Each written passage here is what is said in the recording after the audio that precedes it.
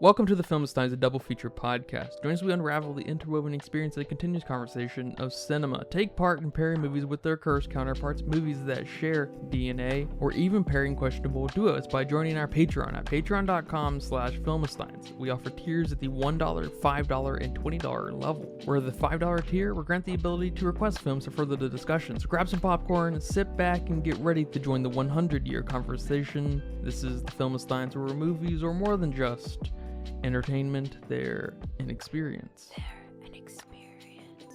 All around you. And welcome back to another episode of the Filmsteins. Thank you guys for joining us today. Today I am joined by my bonsai trimming friend, Lucy. Bonsai. Remember, we post every Monday, Wednesday, and Friday with brand new episodes. Some great episodes for you to go listen to include Next Goal Wins, our Patreon exclusive episode of Amazon's new series Fallout, our Godzilla Cross Kong episode, our Godzilla -1 episode, and since you're there, go listen to our episode on the original Godzilla, the best Godzilla. I'm just kidding. It's pretty good. It's pretty good. Remember to leave nice comments, thoughts, and ideas though on our Patreon. Go rate us on Apple Podcasts. Come subscribe for $1, $5, $1,000. Come request a movie, more importantly. Are you stressed and filled with anxiety like I am? Maybe in a bit of pain from that car accident you had a few years ago? Well, the sponsor of today's episode, Hempville CBD, has us covered. They have the highest quality products created by chemists and doctors. Hempville carries everything from CBD to THC dispensary grade without those despicable dispensary prices. Order your Delta 8, 9 edibles and vapes along with the THCA flower and get free shipping when you spend $50 or more at hempvillecbd.com. Check out the link in the description for more details. But today we are discussing John Avildsen's 1984 film, The Karate Kid. That's not the one with Jaden Smith. I don't think he was alive yet, actually. This is my first time seeing this film. I'm normally repulsed by 80s movies, as in they repel me, not that they're disgusting. Oh, not repulsive, but like repellent. Gotcha. Yeah, like magnets. Gotcha. And I'll be the first to admit, it's fine. It's good. Fine. It's good. It's better than Okay. fine. All right. As far as Ralph Macchio films go, way better than The Outsiders. Yeah, but we know what the problem was with The Outsiders. Go listen to our Outsiders episode, by the way. But it wasn't a acting problem. That's true. It's a Francis problem. It's a Francis problem, yes. I know Mr. Miyagi's a legendary character in film, especially nerd culture-oriented films. I didn't know what was up with the wax on, wax off stuff. So sad. Now I get it. Now you get it. It was fun. Yes. I liked the opposition that Daniel expressed. Like, why the hell am I doing any of this? You're just making me do your dirty work. I know you're a big fan of the original Karate Kid. How do you feel about it after all these years with your newly developed Shinigami eyes? Honestly, I think I like it way more seeing it again with my developed eyes. I mean, this movie's a cult classic, and it's a great coming-of-age story. Although, I think on Wiki, it said, like, karate film or karate drama film. I don't know, something like that, which was weird to call it that, but it's more on of a coming-of-age story. I think it had very traditional themes, great performances, especially from the Cobra Kais, great costume, great pacing, a great soundtrack and score, great dialogue. I mean, this movie's awesome. The only thing that I might fault it for just a little bit is maybe the story not being super cohesive, or just having some moments where it's like, I don't know about that. Just, here or there. But not bad. Not a bad story. Just maybe like it just falters. Like, why are we doing that? Oh, okay, we're good. But everything else is just awesome. I'm really glad that you liked it more than fine. I was hoping you would like it. Pretty good, right? Is that what you gave it? A pretty good? It's pretty good. Simple story. Yeah, there's a lot of conveniences. Very much made for kids, like preteens.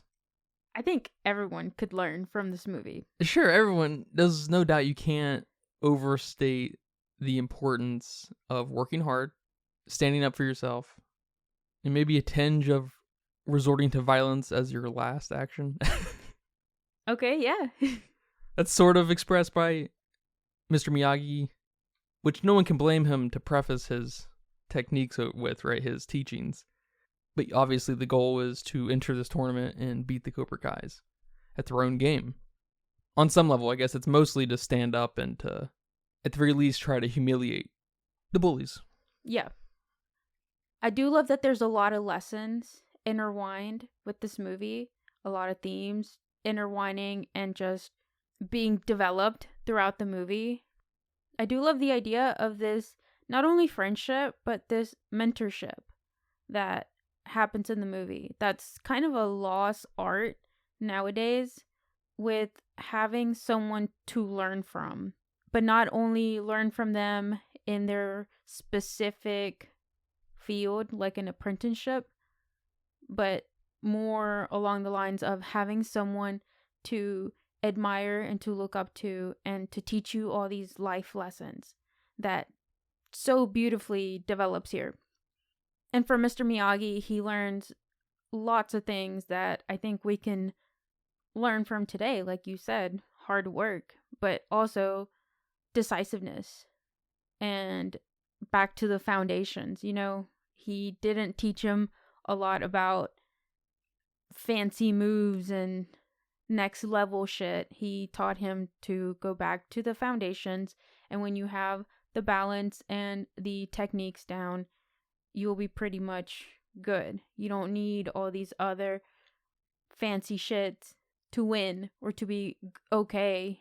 That's how the wax on, wax off comes into place. That's how him doing all his house chores comes in. And I love that. I love that he has to teach Daniel this, and the way he does it is so fun. Like such an Asian dad, Asian grandparent thing to do, to be so wise like that. It's hilarious. And I also really like that Johnny at the end of the film has this sort of growth and redemption. He's not like a typical bad guy that never learns from his mistakes.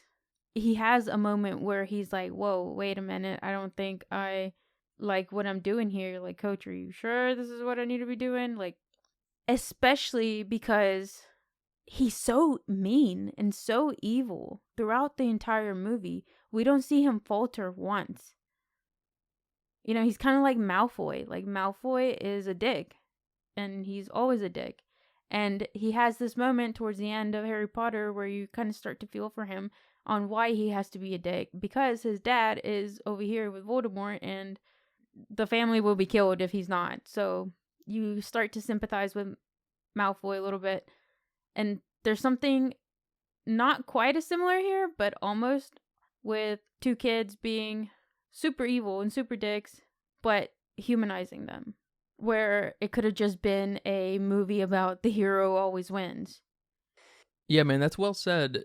And you don't really see those cracks form until the end, at least in retrospect. Because I feel like one of those first big moments of there's something a little more going on here is when Miyagi and Daniel go to the karate place with the students of karate and the militant type teacher. Yeah, the dojo. The dojo, of course. The Cobra Kai dojo. Yeah, I should know that. Play Yakuza. But he's got them in a row, very militant-like. They're shouting like they're Nazis or something. They're all blonde. And he's like a boot camp commander dude. He's yelling at them and he's being very orderly about it. I feel like that's one of the first big indications of these boys, the Cobra Kai boys, almost fitting a role. And some adopting maybe the personality of their karate mentor, and some not. And there's some kind of fun contrast between the two teachers, and that it almost feels like a a West American military thing versus an Asian, more individualistic kind of individual enlightenment thing, and not really necessarily indicating one as superior in any form, because as we see, at least between the boys, Daniel's not really great.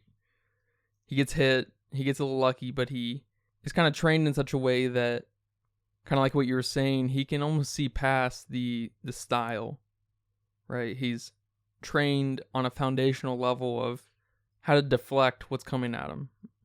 And so he's able to see the holes in this showboaty, really aggressive kind of techniques that the other mentor, the white dude mentor, is teaching him. Yeah. One is fighting to win at all costs, and the other one's just fighting to survive. Yeah, I was kind of thinking something similar in that the Cobra Kais are fighting to have like dominance, to be the controlling kind of superpower. And the other, Daniel, is fighting, I guess, really from a point of humility, and that you indicating to the others that you can't push people around like this. Mm-hmm. And it is expertly told, like you were saying, when we get that just lightning crack through Johnny, is that his name? Yes. At the end, where he's not comfortable doing this. We're taking it too far. But he does it. And then it's almost like he has this self-awareness afterwards that he's like, oh man, oh shit, okay, you won. You deserve it. I'm so sorry. Like, here's your trophy, like whatever. Where his mentor is probably outside, like waiting for Mr. Miyagi to come out so he can beat him up or something. You know, like he didn't learn anything from this like Johnny did. I guess I watched this movie as a kid, and watching it as a kid, I really loved kind of learning a bit about other cultures, because that's really how you could learn about other cultures, through movies. And that one random person that came to your school from this other country, you know, down here in the South, we don't have a lot of that. But this was the movie that taught me what a bonsai was. And bonsais are cool. I also loved kind of the symbolism behind the bonsai here. And I don't know, for whatever reason, symbolism is hard for me to catch in movies, especially a good movie, because I'm so into the movie that I don't have time to, you know, interpret in my head what this could mean. But I loved it here, you know, after watching it I don't know how many times. And just how Daniel represents a bonsai that Mr. Miyagi is transforming, he's strengthening, he's molding this person as he's doing to his bonsais. And just how resilient something so small could be, which is Daniel. He's so small, he's puny here, you know, he's not like big and buff like these Cobra Kai guys, but no matter what, no matter your size, no matter what, you can still be something as cool as a bonsai. And I liked it. I really liked it. I never really got it. That's well said, man. And really, in addition to that, too, he's not only a bonsai, but he's also teaching him how to care for the bonsai. Be patient, small strokes. To visualize it in your mind, and then think about things before you do them. Is this where the stereotype of wise old Asian men messing with bonsais comes from? I don't know. It might be.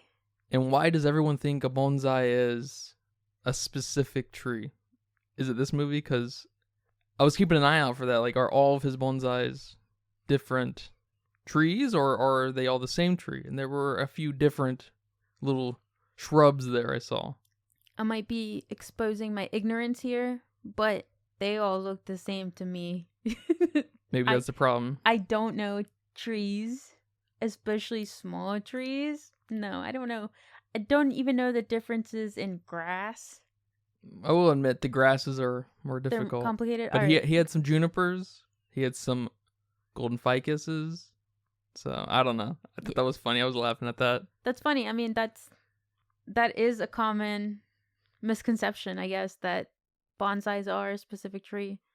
And it's not until you let people know that, no, it's just a specific type of tree, just small. Like, what? It's like a specific treatment of a tree, a specific way of nurturing. Does it stunt their growth? Is it abusive, torturous? Yeah, sort of. Is cutting grass abusive? Sort of. Torturous? But is taking your Serena and Venus out to the tennis court and making them play a lot and making them become the best of the best of the best, sir, is that abusive? I don't know. Look at them now. That's all I'm saying. Yeah, are they abused in their mansions? You know? Symbolism is hard to pull out in a movie sometimes because everyone lives different lives to varying degrees, right? We all have these converging points in these shared cultures and ideas about X, Y, and Z. What made this one really stick out, like to the point that it was in my face, was when Daniel was driving away and they were screaming bonsai like at each other, you know? Oh, I didn't. That's when I was That's like, funny. why are they screaming that at each other? Like, why? It's really kind of a great study of a very specific way of injecting an idea in a movie because the rest of it is very simple. It's a very simple premise, very simple movie, very simple structure, very linear, very simple characters and conversations. And then the bonsai thing and the working hard thing and just the molding of Daniel is really front and centered. So it's actually a good maybe case study of, I don't know, film analysis 101. I don't know, some shit like that. You know, understanding symbolism. It, I guess, transcends movies, but Yeah. what did the penis in the attic in Beau's Afraid symbolize? No clue. I didn't even want to think about that. His dad, a man. A manly man. A manly man. He's all dick. That's like taking it too far with the symbolism. It's like, whoa, okay. Don't know here. That's funny. Like I said, this movie has some great dialogue. It has some great one-liners by Mr. Miyagi. He's such a wise old man. I absolutely love him. And I think my favorite quote from him is when he gives Daniel this advice. And he says, walk on road, walk on left side, safe. Walk on right side, safe. Walk in the middle, sooner or later, get squished just like grape. And I'm like, what the fuck did he just say? And then he continues to tell him, same thing with karate. Either you karate do yes or karate do no. You karate do guess so, just like grape, understand? And I think for the first time ever watching this movie, I understood. And this is where that decisiveness comes in. You need to decide, because if you don't decide, you're going to get squished like the grape. And that, after understanding that, that probably became one of my favorite quotes. You need to fully commit to whatever you're doing. Don't hesitate and be decisive. But I did like the one where he's like, license never replaces eye, ear, and brain. Like, what? Dad, excuse me, what did you just say? It was funny. I imagine this is one of the most quotable movies out there, with the wax on, wax off references, at least. I mean, it's super influential, and it's influential enough that they made a remake, and then they had that Cobra Kai show, bringing it back after all these years. And, like, how many TV episodes mention the Karate Kid in some sort of way? A lot. It's almost the canonical movie for, like, overcoming that challenge of not being walked on, you know? Yeah. There's also a movie coming out next year. Oh, a remake? I think it's a continuation post Cobra Kai show. Okay. So I don't know though, but Jackie Chan's in it. All right. I love Jackie Chan. I also feel like since this movie's from the 80s, you know, I can't really relate to that time, of course. And it's not in the nostalgia feels for me, like I imagine it is for some people. But I do love all the little small things in this movie that are from that time. Like Mr. Miyagi being a war hero, but losing his family at that time. And then maybe, having a single parent or being bullied. I imagine bullying was insane back in the 80s. I mean, you have shows like Stranger Things and other movies like The Outsiders, other movies from the 80s that when they show bullying, like it's brutal almost. Like I can't even imagine. So I don't know. I can't relate to it, but I can just imagine how relatable this movie must have felt to the teens of that time and helping it become as influential as it is. I can appreciate it, but I imagine it's on another level. And I can't think of a movie on the spot that is influential of our time. I could maybe think of some shows, but I don't know about a movie that just has those life things that we experienced. Not like Shrek, that's influential of our time, but different reasons, I guess. I don't know. I haven't watched Shrek with my new Shinigami eyes, so maybe it is, and I have no idea. And I also don't know a lot about the film industry, but I can only imagine how many movies came out in the 80s versus how many movies came out around the time I was growing up versus how many movies come out today to these kids that are growing up. Yeah, I guess at one point, same thing with like video games too, I feel like is a really big victim of this. You could see everything at the theater at one point. You could see all the new movies. You could play all the new games. But now we have new movies and games coming out every single day, it seems like. Yeah. So I wonder if that also adds to some of that awness of a movie like this. There aren't a lot of movies quoted and referenced like Karate Kid. Because I'm trying to think things like Alien and, Predator and Ghostbusters, Back to the Future. I feel like a lot of these very iconic films to the 80s are not so permanent as to what they mean to at least messaging in films. As far as aesthetic and genre, maybe a little bit of a different story. Mm-hmm. But it does feel like Karate Kid is at least literally referenced more than most movies for sure. And speaking of dead people in people's lives, my favorite part of the movie was Miyagi's drunken phase, drunken moment. Yes. I was like, damn, this is kind of sad. Yes. It's like, what happened to that fun movie I was watching about a hero overcoming, blah, blah, blah. Like, now I'm just in my feels for Mr. Miyagi. Yeah, and you have this moment of like, man, Daniel's sort of this son to him all of a sudden. And Mr. Miyagi's all of a sudden this dad-like figure to Daniel. And then he even gives him a car. It's like, know. Oh, that's funny. I know. It's so sweet and so heartfelt. And I know there's a lot of, heartwarming movies out there, but it really is. And it's such like a polite movie. It's not that in your face kind of heartwarming. It's not manipulative. And it's so good. One of the other iconic things about this movie is the song, You're the Best. And I love it when there's a song that was maybe not for a specific movie, but now it becomes that song for that movie. The little bit of reading I was doing was saying that this song was going to be for the Rocky films. I don't know which one. I don't know if the first one. I don't know the order. But one of the Rocky films. But instead, they got the Eye of the Tiger for that and gave this song to the Karate Kid, which is awesome.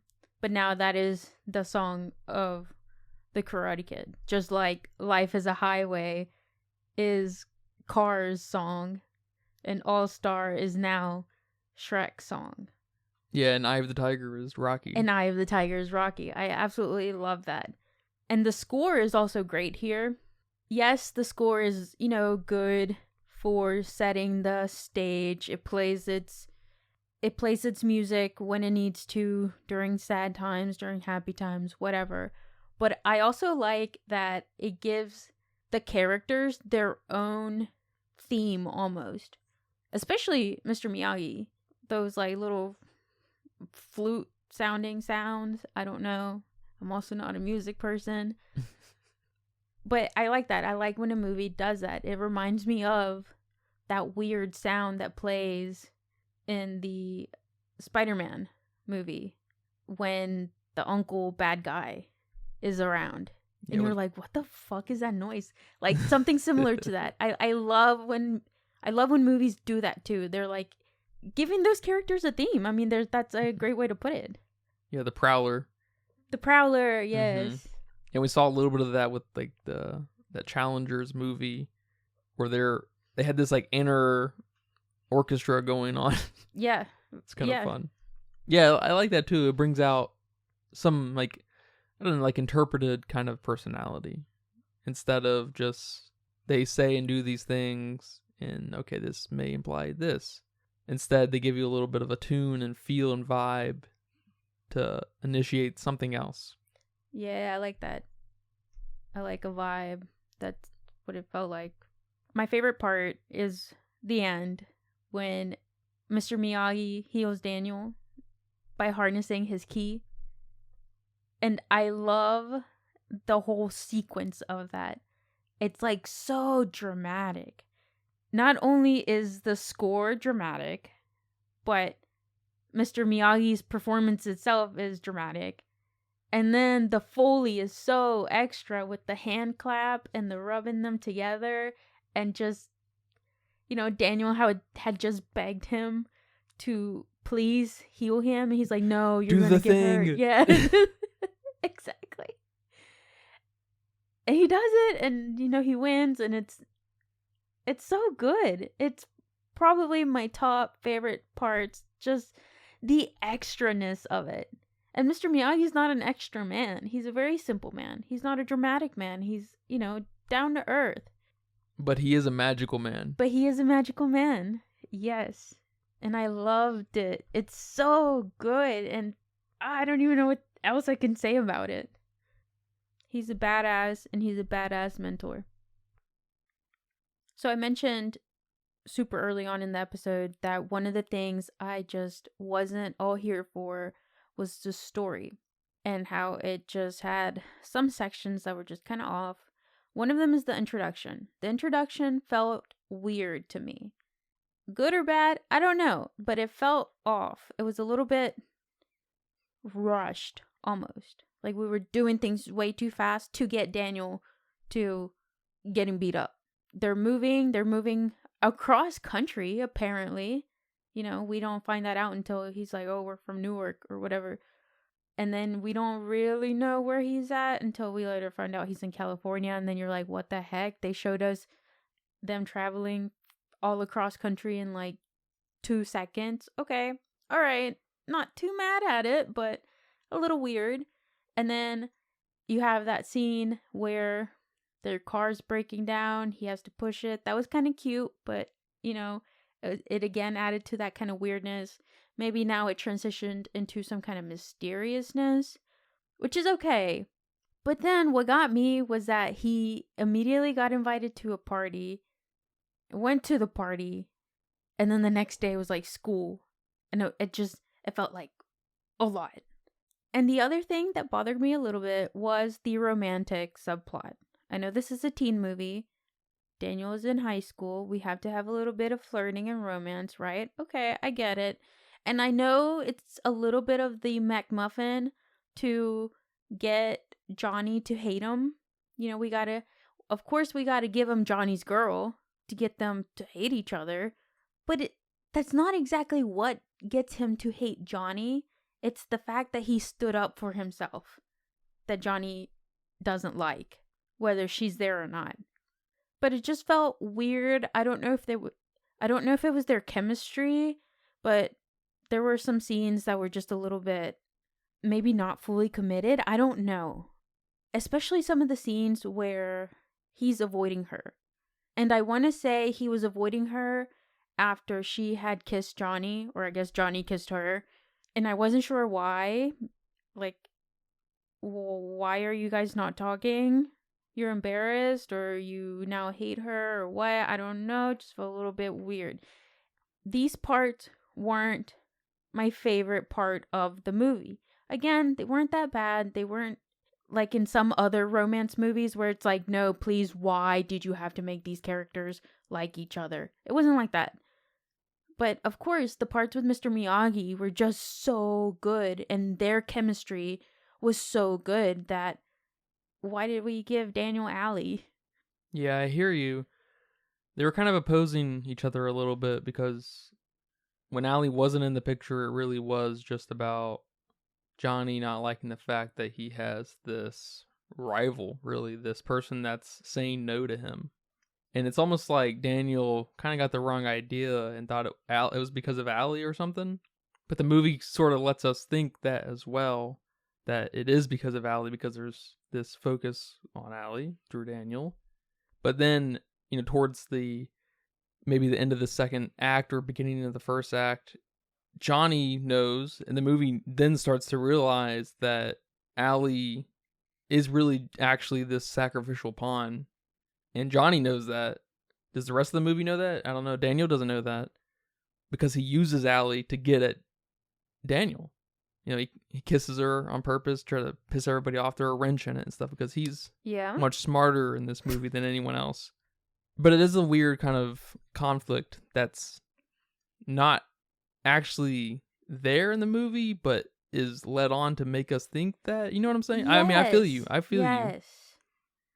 Yes. Because you also have that scene at the Halloween party where he's in the shower curtain, which is awesome, by the way. Like, if you didn't love Mr. Miyagi, you love him then for giving the most badass costume to Daniel. But besides the point, at that party, Daniel goes and turns the water on and gets Johnny and all their drugs wet.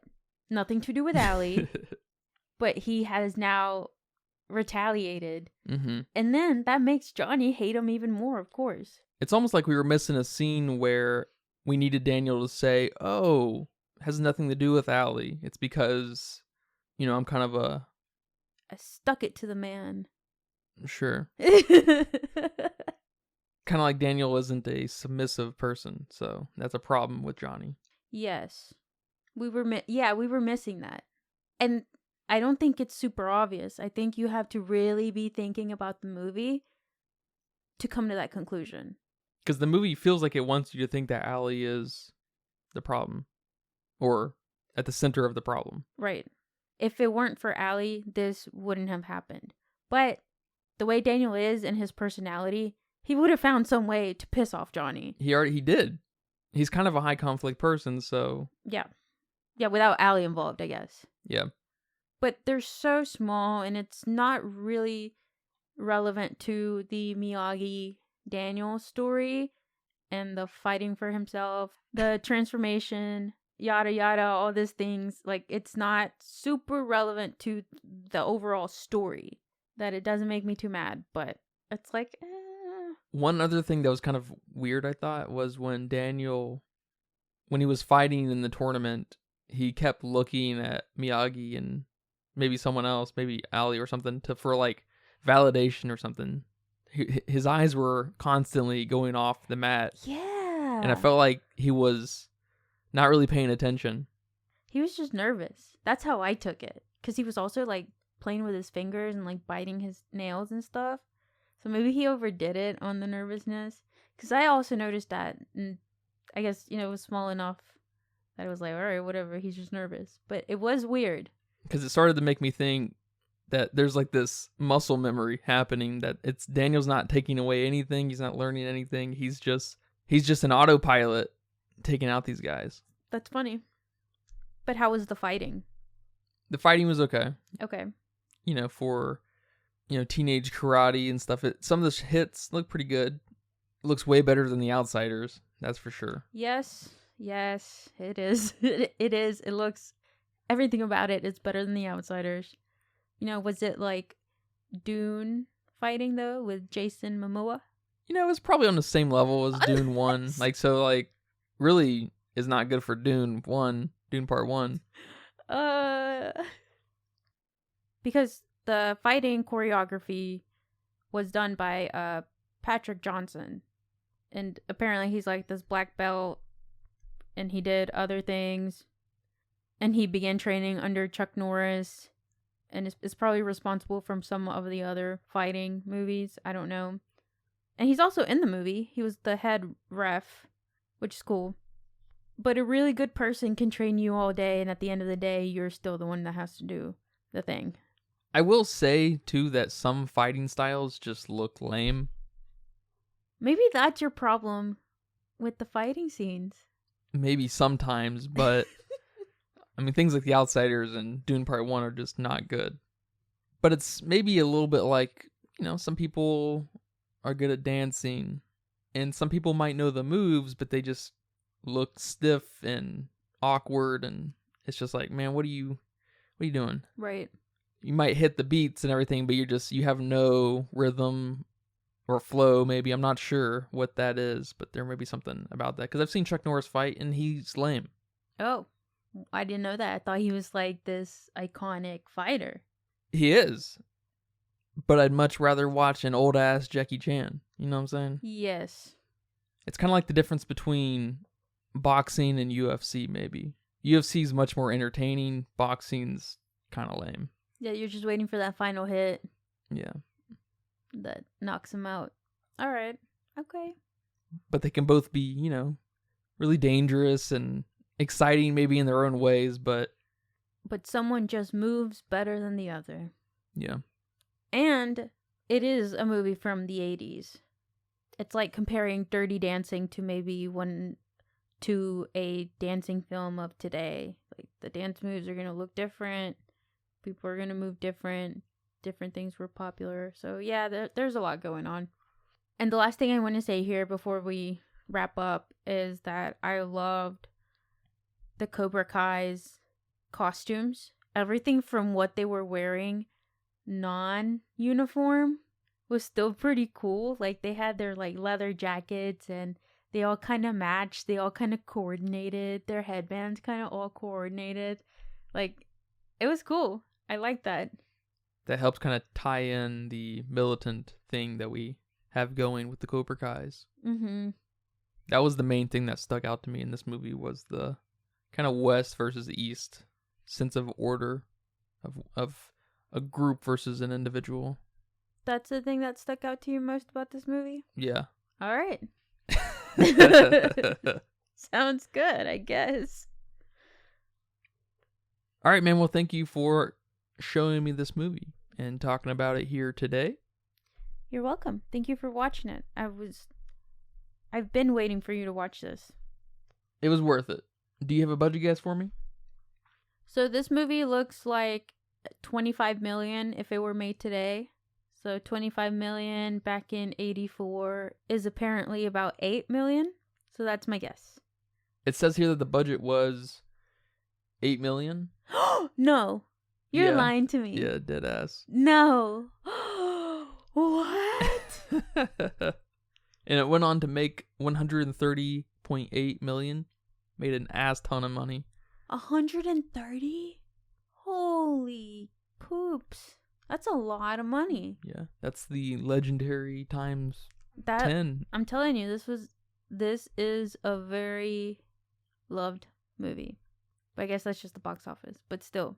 I'm sorry. How is The Outsiders gonna have a 10 million budget and this movie had 2 million less and is a lot better? I mean, it's better visually, too, I would say. And they're a year apart, right? I think one's 83 and this one's 84. Yeah, I think you're right. Well, you'll be happy to know over on Letterboxd with 557,000 people, they weighed in at a 3.7. Very comfortable. Okay. I'm surprised it's not a little higher.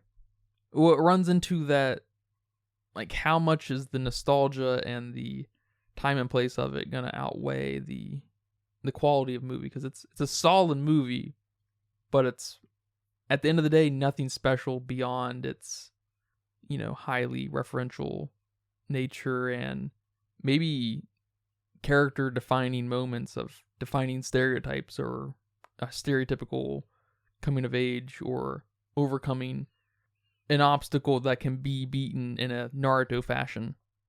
Okay. I don't know. I have to think about that. I'm giving it a 4, maybe 4.5. I'm still Damn. debating. I absolutely love this movie. I'm such a sucker for like traditional, maybe even like conservative values of being a good person and being, I don't know, maybe polite and just having all that self-awareness around others and yourself that this movie teaches you, along with that mentorship mindset that is so lost. You might be onto something there. The most important part of this movie, the most important thing to take away, is to respect those who even oppose you, which now is all of a sudden ironic to be so influential and referenced today, because that is completely lost today. No one respects each other's opinions if they disagree. Yes. You have to apologize for disagreeing with what society is saying. So many videos now, so many podcast episodes, so many people start out their sentences with, I'm sorry for having the contrary opinion here, but, and then they proceed to give their opinion. You don't need to apologize for your opinion. Maybe if you're about to say something super fucking mean, okay, I could see that. But no, people are like, I'm sorry that I think there's 2 genders out there. Like, what? You don't have to apologize for that. You don't have to proceed. You don't have to start out with, I'm sorry, and then say something ridiculous like that. So it's, I don't know, maybe I'm a weird child and a weird person now, and this movie just has so much in it that I am giving it a 4.5. This is a solid 2.5 for me. Damn. It reminds me of Mice and Men, the Gary Sinise adaptation. Oh, I think this is a lot better than Of Mice and Men, even though I love Of Mice and Men. But that's good. I'm glad you didn't give it like a 0.5 Yeah, it's not a bad movie. because of your 80s repulsion. Oh, that's just in my nature, you know?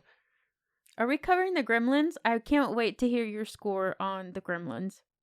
That's an 80s movie, right? Oh, I'm not sure actually where the Gremlins come out. Yeah, but I do like the Gremlins. I mean, there's a handful of 80 movies I like. I like the first Predator. I like Back to the Future 1. I like some of the horror that came out of that time. I'm sure there's tons of movies, but there's just a certain je ne sais quoi that comes out of the 80s that makes them all so forgettable.